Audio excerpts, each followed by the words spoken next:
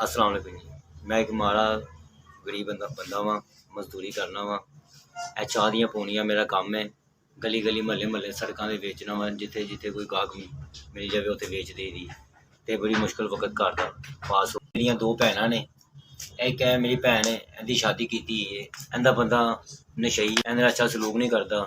ਉਹ ਵਿਚਾਰੀ ਕਿੱਥੇ ਜਾਵੇ, ਭਰਾ ਪਿਓ ਮਰ ਗਿਆ, ਮਾਂ ਵੀ ਮਰ ਗਈ, ਅਤੇ ਭਰਾ ਦਾ ਆਸਰਾ ਲੈ ਕੇ ਤੂੰ ਮੇਰੇ ਕੋਲ ਬੈਠੀ। ਅਤੇ ਦੋ ਭੈਣਾਂ ਨੇ ਮੇਰੀਆਂ ਅਤੇ ਦੋ ਭਣੇਵੀਆਂ ਨੇ। ਇਹਨਾਂ ਚਾਰਾਂ ਦੀ ਜ਼ਿੰਮੇਵਾਰੀ ਮੇਰੇ 'ਤੇ ਹੈਗੀ।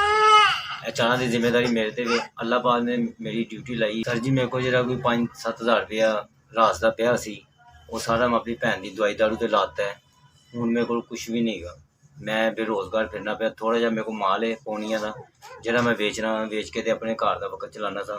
ਉਹਨੂੰ ਵੇਚ ਕੇ ਅੱਗੋਂ ਨਵਾਂ ਲੈਣਾ ਸਾਂ, ਜੋ ਬੱਚਤ ਹੁੰਦੀ ਸੀ ਉਹ ਘਰ ਚਲਾ ਦਈਦਾ ਸੀ। ਹੁਣ ਮੇਰੇ ਕੋਲ ਇੰਨੇ ਵਸਾਇਲ ਵੀ। ਭਾਜੀ ਤੁਸੀਂ ਮੈਨੂੰ ਇਹ 6000 ਰੁਪਇਆ ਦਿੱਤਾ ਹੈ।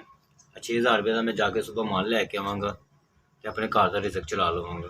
ਤੁਹਾਡੀ ਬੜੀ ਮਿਹਰਬਾਨੀ। ਅੱਲਾਹ ਪਾਕ ਤੁਹਾਨੂੰ ਜ਼ਿੰਦਗੀ ਦੇਵੇ, ਤੰਦਰੁਸਤੀ ਦੇਵੇ, ਸਿਹਤ ਦੇਵੇ, ਸਲਾਮਤ ਰਹੋ। ਬੰਦੇ ਨਾਲ ਤਾਵਨ ਕੀਤਾ ਅਤੇ ਮੈਨੂੰ ਇਸ ਕਾਬਲ ਕੀਤਾ ਕਿ ਮੈਂ ਆਪਣੇ ਘਰ ਦਾ ਰਿਜ਼ਕ ਚਲਾ ਸਕਾਂ, ਕੰਮ ਕਰ ਸਕਾਂ। ਮੇਰੀ ਮਦਦ ਕੀਤੀ, ਮੇਰੇ ਰਿਜ਼ਕ ਦਾ ਸੋਚਿਆ, ਮੇਰੇ ਘਰ ਦਾ ਸੋਚਿਆ। ਮੇਰੇ ਪਰਦੇਸੀ ਭਈਆਂ ਦੀ ਬੜੀ ਮਿਹਰਬਾਨੀ ਕਿ ਸਾਡਾ ਸਾਥ ਦਿੱਤਾ ਹੈ, ਸਾਡੇ ਘਰ ਦਾ ਸਰਕਸ ਚੱਲ ਰਿਹਾ।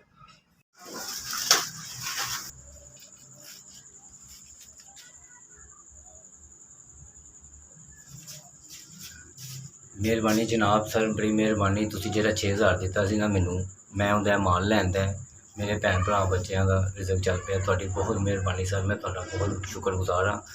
ਇਹ 6000 ਰੁਪਇਆ ਜਿਹੜਾ ਤੁਹਾਡਾ ਸਰ, ਮੈਂ ਤੁਹਾਨੂੰ ਵਾਪਸ ਕਰਾਂਗਾ 1-1000 ਰੁਪਇਆ ਕਰਕੇ, ਤਾਂ ਕਿ ਮੈਂ ਮਾੜਾ ਬੰਦਾ ਗਰੀਬ ਬੰਦਾ ਵਾਂ, ਮੈਨੂੰ ਫਿਰ ਲੋੜ ਪੈ ਸਕੇ ਅਤੇ ਤੁਸੀਂ ਮੇਰੇ ਕੰਮ ਆ ਸਕੋ।